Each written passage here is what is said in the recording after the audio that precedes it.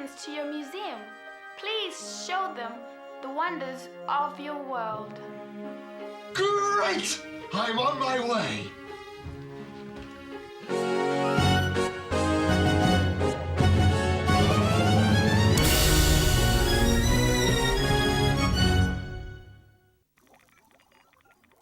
Cock? Yes, Spigot, what is it now? Have you ever wanted to be something else? I beg your pardon? Well, have you ever wanted to be something other than a calculator?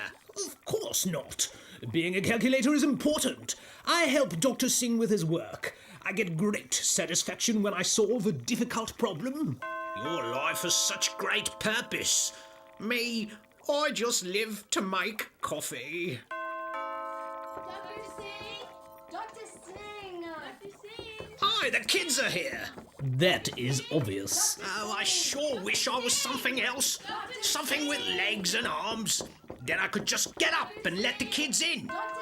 Good morning, Spigot. Good morning, Cock. And hello, children. Welcome. Come on in. Good morning, children. Welcome to my world, the world of Jonathan Singh. And how are you today? Hi, Dr. Singh. Hello, Dr. Singh. For a moment, we thought you weren't here. I'm sorry it took me so long to answer the door, but I received a telephone call right when you rang the doorbell. I heard you calling and came as quick as I could. I'm glad you came when you did. Peter's making more noise than a wild animal. The call of the wild. Yikes. Wild animals? Shall we begin there this week? Come on, children. Let's explore.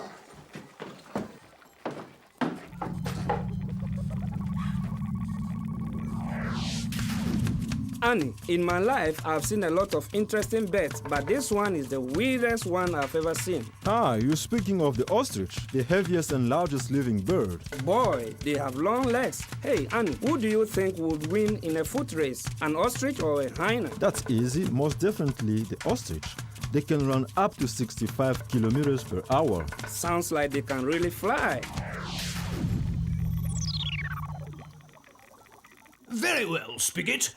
So you want to be something else. Well, what is it you would like to be? Oh, I don't know. Something important. Like a clock. It would be really great to be a clock. What is so great about being a clock? The only thing you would ever do is hang on the wall. Well, that's true. But whenever Dr. Singh needed to know what time it was, he would look at me. Well, I am sure that he would look at a clock on the wall sometimes. But doesn't he carry a small watch with him at all times? Golly, you're right. Why would Dr. Singh need a clock on the wall when he has a perfectly wonderful gold pocket watch? It is time! Time for what, Dr. Singh? The phone call I received before you arrived was from Professor Louie. Really? Where is he this week? He wanted me to guess. He sounded so excited when he was on the telephone, he wanted me to look in on him at this time. Could we help you guess? Of course you can!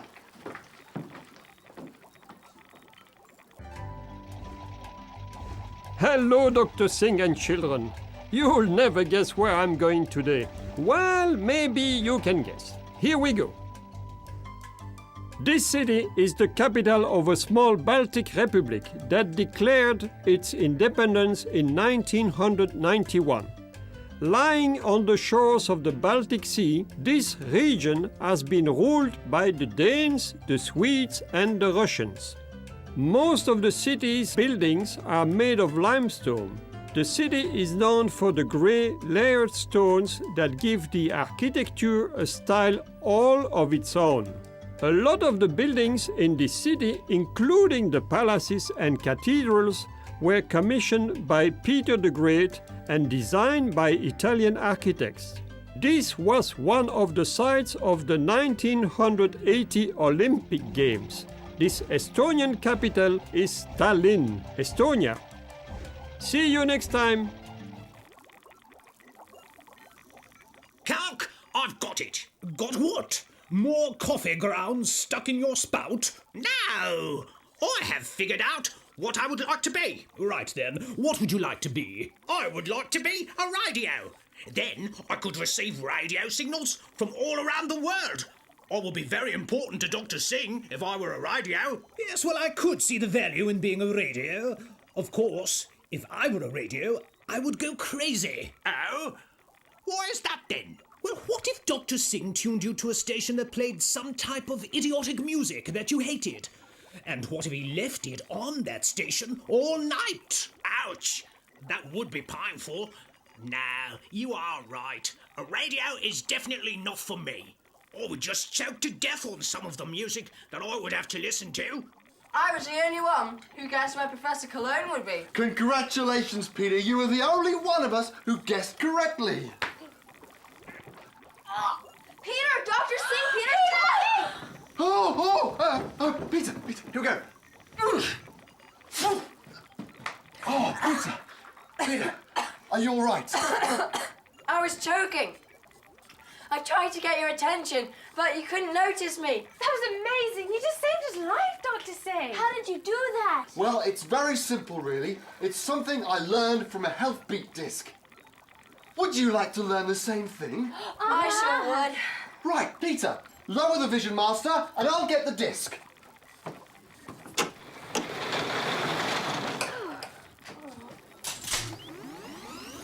Coming to you from around the world, featuring our team of premier professionals, this is Healthbeat. Hello, and thank you for tuning into Healthbeat. A world record has been broken. 13-year-old Natasha has eaten an entire whale by herself. Reporter Woman is reporting live from the scene. This is Natasha, and after 2,456 days of eating on a 3-ton whale, she has just finished her meal. Can you believe that, Anchorman? Anchorman? Anchorman, are you okay? Someone help him!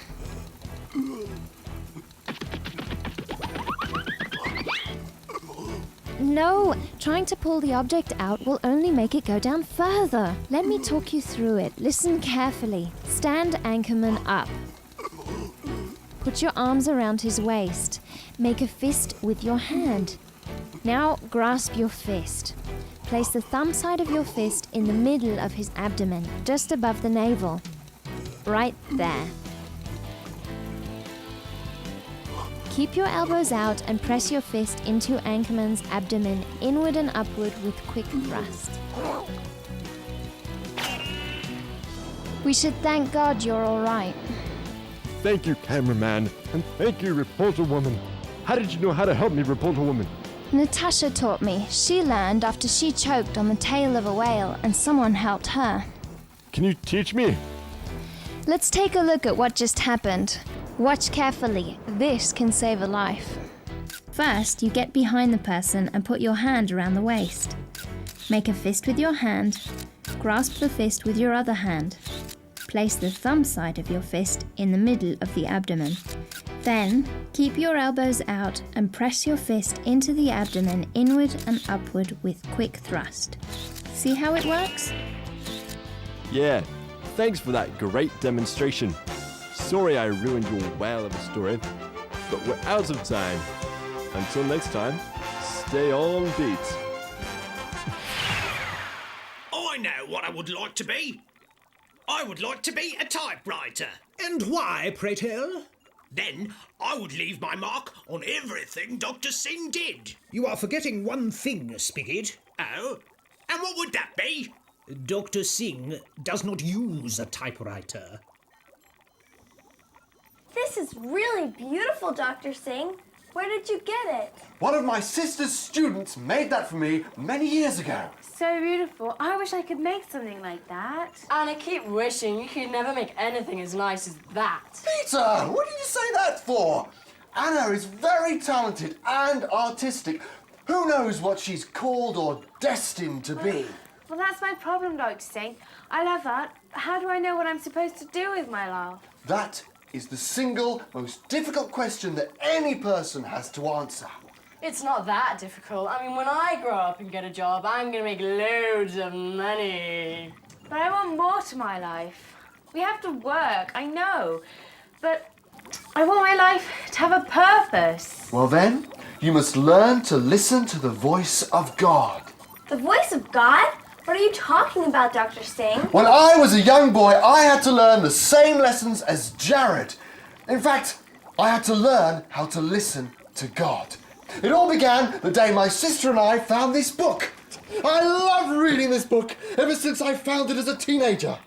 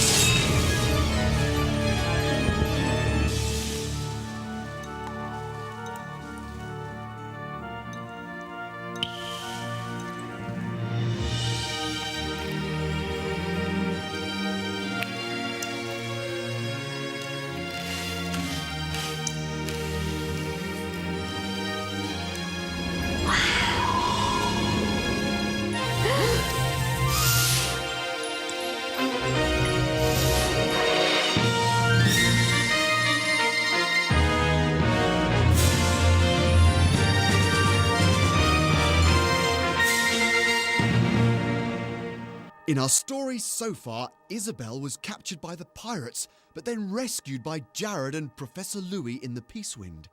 The Peace Wind's force field was struck by lightning, which catapulted them into another world.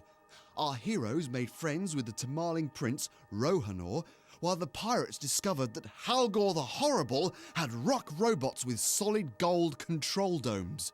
Isabelle and Prince Rohanor were captured by the pirates and then handed over to Halgor the Horrible, who quickly sentenced Rohanor to death.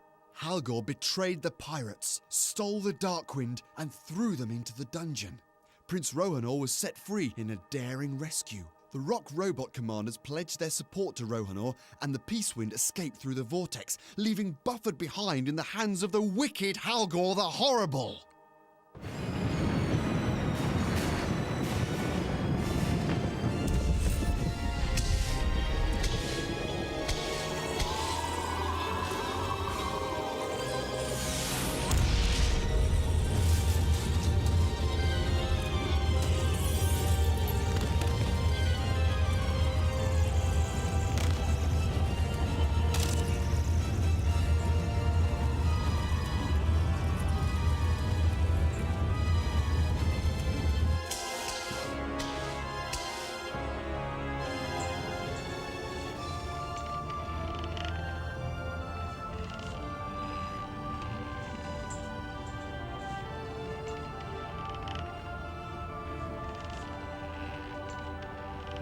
Yes! Yes, we did it! Look, Louie! Isabelle! There's the city! We made it back! Jared, my boy, that we did. We're all back where we belong, safe and sound. But what about Buffford? What about him? He chose to be a pirate. He'll get what's coming to him. But you don't understand. Buffford is one of us. So? Look, Isabelle, I'm sorry Buffford got left behind. He acted like a fool and caused all this mess. It's not my problem. Oh, Jared, sometimes you are just impossible. What? Isabelle? Maybe she's right, Jared. Huh? Jared, who is the captain of the Peace Wind? Why, you are, of course. She's your ship. Ah, yes, she is. I lovingly built every bit of the Peace Wind. But Jared, I am not her captain. Are you talking about? Of course you are. No, Jared. You are her captain. Me? But how? Why? Professor, I'm no captain. But you are, Jared. Think about the many things that have happened. Rescuing Isabelle, the battle with the rock robots, crossing the desert, rescuing Prince Rohanor, and finally taking command of the ship and getting us back home. Jared, you are really her captain. You have been called. The question is, will you choose to accept your responsibility? I don't know, Professor. This is more than I can handle right now. You can't run from the call of God, Jared. You must choose. It is your decision. But consider this. It is written in the Bible. Many are called, but few are chosen. God is calling you. Will you choose to accept his call? The hours passed as the Peace Wind made its long voyage home. This left Jared a long time to ponder the call of God upon his life. What was the call of God? And why did he have to answer it? Hi. Hello, Jared. Isabelle, I'm sorry about Buffford, but he never cared about us, so why should we care about him? You sound just like Jonah. Jonah? Yes, Jonah. One day, God told Jonah to go to a wicked city to tell the people how they could escape the destruction that was coming. You mean like a doomsday warning? Well, exactly. Well, there was one problem.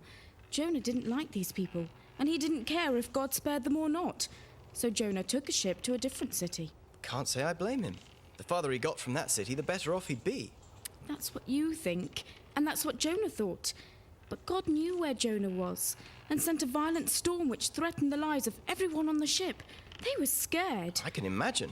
And Jonah was feeling guilty because he knew it was his fault for disobeying God. Remind me never to disobey God. It gets worse. The only way Jonah knew to save everyone on board was to have them throw him overboard. So they... You mean heave-ho? Let him go?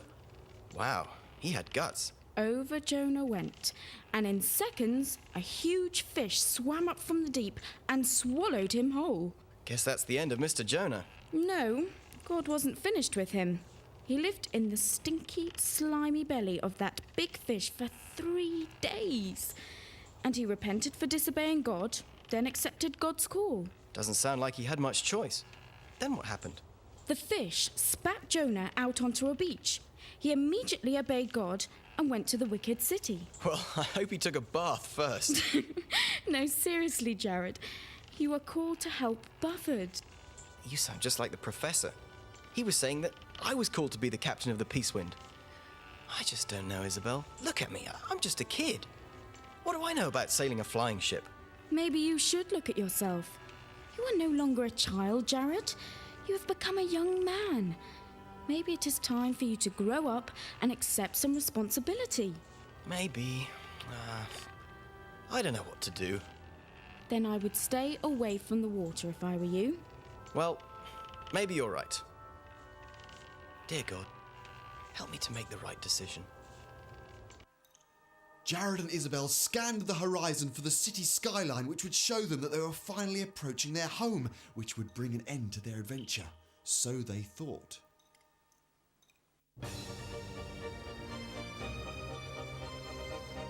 Well, Jared, we're almost at your house. It's been good having you on the Peacewind. Maybe the winds will blow our paths together again, and we will set sail for other adventures. Yeah, thanks, Professor. This has been great. And well, I guess it's time to go. Be careful, Jared. Look out for storms and large sea creatures. Sea creatures? Yeah, I will. So long, Isabelle.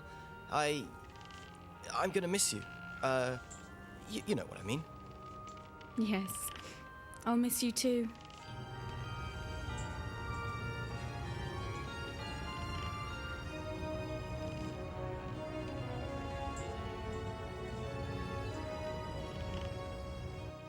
Isabelle and Jared were welcomed home as heroes at first, but soon school and all the other aspects of daily existence brought life back to normal.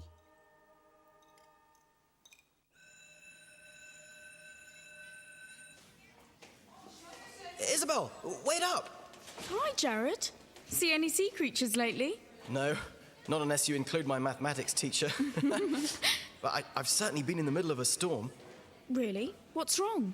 My grandfather's very ill, and next week when school is out, my mother will go to care for him. Oh, that's terrible. That's only half of it. She's decided to move back to the city where he lives, and well, I don't want to leave my friends, and I don't know what to do. I don't know what you can do about school next year, but I have an idea about this summer. Here, I've got something for you in my locker. Professor told me that this hat belongs to you, and that I would know when to give it to you. What did he mean by that? It's his captain's hat for the Peacewind.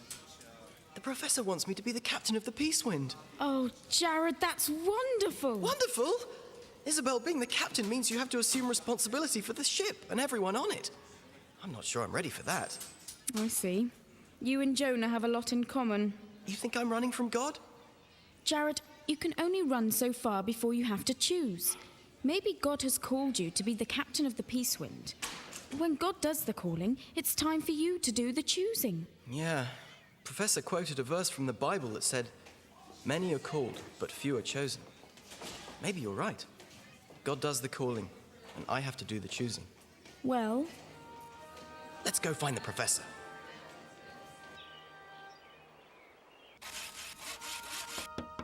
Oh, this is most excellent.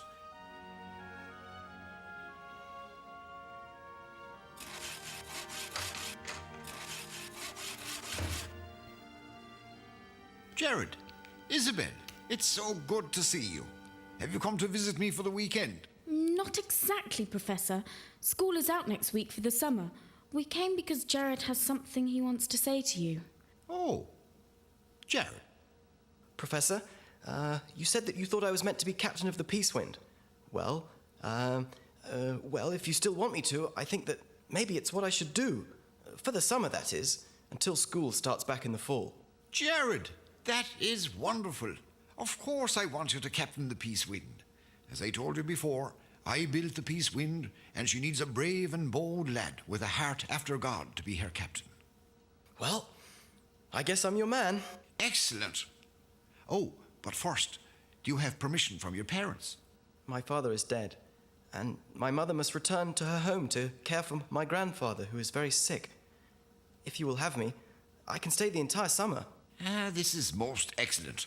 As soon as school is out, bring your bags and you can move into the captain's quarters on the Peacewind. I guess you've got yourself a ship's captain. The school year had come to an end, and Jared packed a suitcase and set out for Professor Louie's barn and the Peacewind. However, Isabelle was not sure her father would let her return to the Peacewind.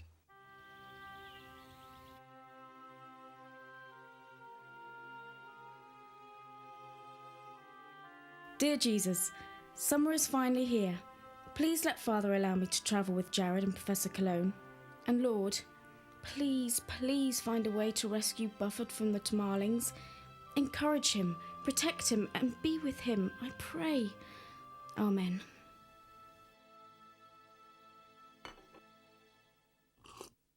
Professor Cologne, I'm so glad you could come today. It's my pleasure, Lord Fitzwilliams. The time my daughter Isabelle spent with you and Jared has markedly changed her life. I sense that she has grown and matured through the ordeal of being kidnapped. It was indeed a most harrowing experience.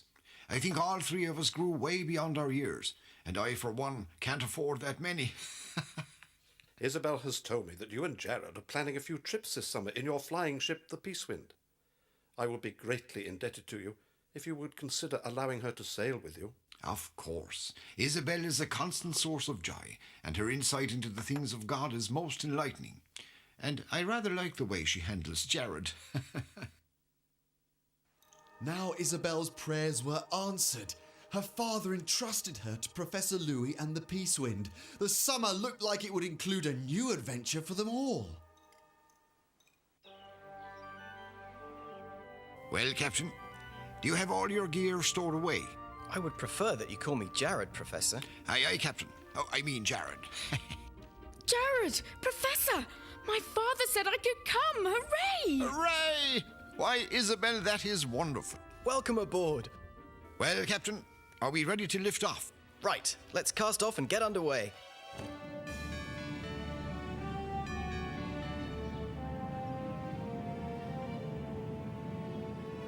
Where are we going, Professor? We're going back to rescue Buffford, of course. What? You heard what the captain said. We're going to the land of the Tamarlings to rescue Buffford. Jared? When? Why? How did you decide? I was reading my Bible one night last week, and I read the story Jesus told about the Good Shepherd. He said that the Good Shepherd would leave his flock of 99 sheep to go in search of the one lost sheep. Jesus said, "I am the Good Shepherd. The Good Shepherd gives his life for the sheep." And? So, I thought about it. If I was going to be all that God wanted me to be, I would have to be a good shepherd also. Buffford is a lost sheep. Well, more like a goat.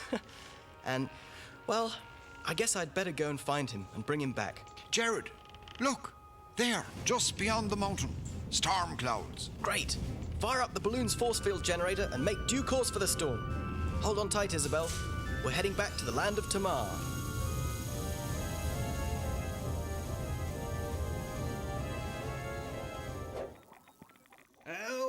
give up, Calc. I am destined to go through life as a lowly coffee pot.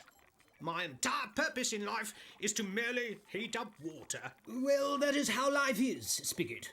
Some of us were created for important things, others for simple things, like heating up water. Oh, well, if you're trying to make me feel better, you are failing miserably. Oh, thank you so much for everything, Dr. Singh. I will try and listen to God and answer his call in my life. Me too. I mean, I never really thought about it much. But God has something for each of us. God is calling each of us for a purpose. He wants us to hear his voice and answer him. Goodbye, Dr. Singh. Thanks Goodbye, a lot. Dr. Singh. Thank you. See you later. Bye, Dr. Singh. Goodbye. Goodbye. Bye. Thank you for coming. Spigot, you make the best coffee I've ever tasted. What would I do without you? Did you hear that? I make the best coffee Dr. Singh has ever tasted. Yes. I am not sure why, but Dr. Singh places a great deal of importance upon your ability to produce a good cup of coffee. You know, I don't need to be anything else. I just need to be me.